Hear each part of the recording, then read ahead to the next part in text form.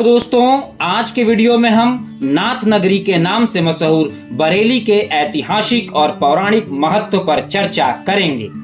वर्तमान बरेली क्षेत्र प्राचीन काल में पांचाल राज्य का हिस्सा था। महाकाव्य महाभारत के अनुसार बरेली क्षेत्र द्रौपदी की जन्मभूमि है। राजा द्रुपद ने पांचाल पर राज किया और अहिछत्र को राजधानी बनाई। कभी मित्र रहे द्रोणाचार्य ने शत्रुता हो जाने पर गुरु द्रोण ने राजा द्रुपद को पराजित कर उत्तरी पांचाल को अपने अधीन कर लिया और दक्षिण पांचाल द्रुपद को दे दिया। महाभारत युद्ध के बाद पांचाल पर पांडवों के वंशज और बाद में नाग राजाओं का अधिकार रहा। 6ठी शताब्दी ईसा पूर्व तक भी बरेली पांचाल क्षेत्र का ही हिस्सा था, जो भारत के 16 महाजनपदों में से एक था। 4ठी शताब्दी के मध्य में महापद्म नंद के शासनकाल के दौरान पांचाल मगध साम्राज्य के अंतर्गत आया तथा इस क्षेत्र पर नंद और मौर्य राजवंश के राजाओं ने शासन किया।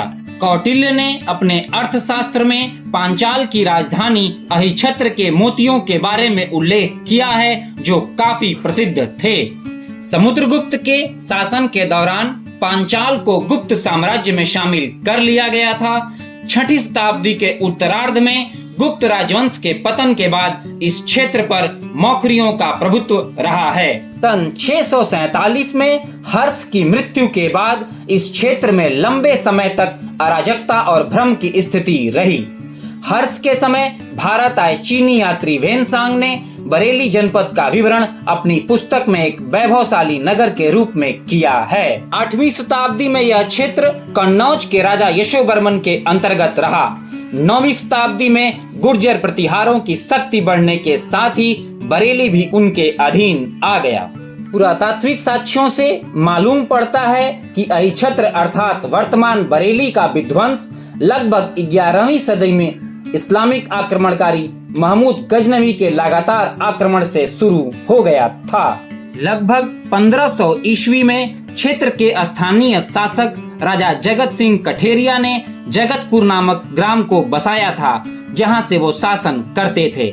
सन 1537 में उनके पुत्र बांसदेव तथा बरलदेव ने जगतपुर के समीप एक दुर्ग का निर्माण करवाया, जिसका नाम उन दोनों के नाम पर बांस बरेली पड़ गया और तभी से वर्तमान नाम बरेली चलन में आ गया। सन 1569 में बरेली पूर्ण रूप से मुगल साम्राज्य के अधीन आ गया और अकबर के शासनकाल के दौरान यहाँ मिजई मस्जिद और मिजई बाग का निर्माण हुआ।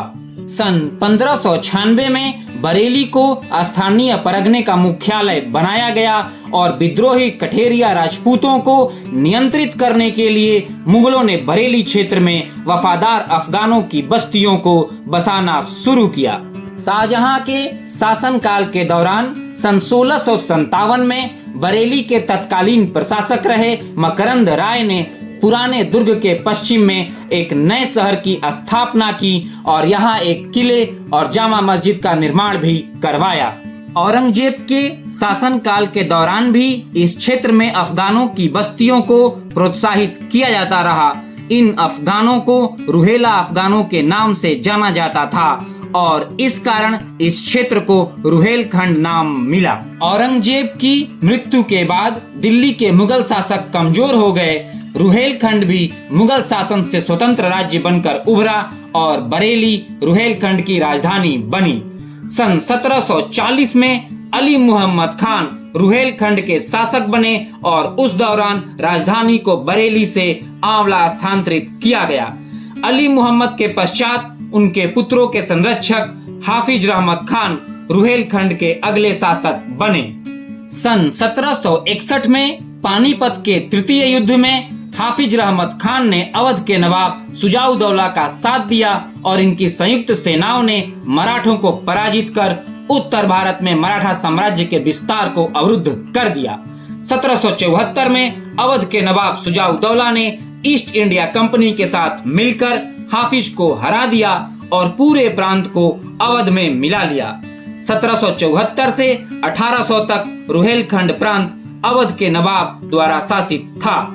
अवध राज्य में सादत अली खान को बरेली का गवर्नर नियुक्त किया गया, जिसे 10 नवंबर 1801 को रुहेलखंड को ईस्ट इंडिया कंपनी को सौंप दिया। इसके बाद 1814 में बरेली जिले के कुछ हिस्सों को मिलाकर शाहजहांपुर जिला तथा 1824 में बदायूं जिले का गठन किया गया। बरेली 1857 के विद्रोह का एक प्रमुख केंद्र भी था। यहाँ आपको यह भी बताते चलें कि वर्ष 1966 में बनी सुपरहिट फिल्म मेरा साया में हीरोइन की भूमिका अदा करने वाली साधना के ऊपर एक मशहूर गाना झुमका गिरा रे बरेली के बाजार में फिल्माया गया था, जिसका संबंध हरिवंश राय बच्चन और तेजी बच्चन के प्रेम प्रसंग से जुड़ा हुआ है और इसी प्रसंग पर मेहदी अली खान ने इस गीत की रचना की थी। बरेली में 7 नाथ मंदिर हैं, जिनमें तपेश्वर नाथ मंदिर, त्रिवटी नाथ मंदिर, मणिनाथ मंदिर, धोपेश्वर नाथ मंदिर, अलकनाथ मंदिर और पशुपतिनाथ मंदिर तथा बाबा बनखंडी नाथ मंदिर शामिल है, जिनके कारण इसे नाथ नगरी भी कहते हैं। दोस्तों, आज के वीडियो में बस इतना ही और ऐसी रोचक और ऐतिहासिक तथ्यों की जानकारी के लिए आप हमारे चैनल को लाइक और सब्सक्राइब कर लें। धन्यवाद।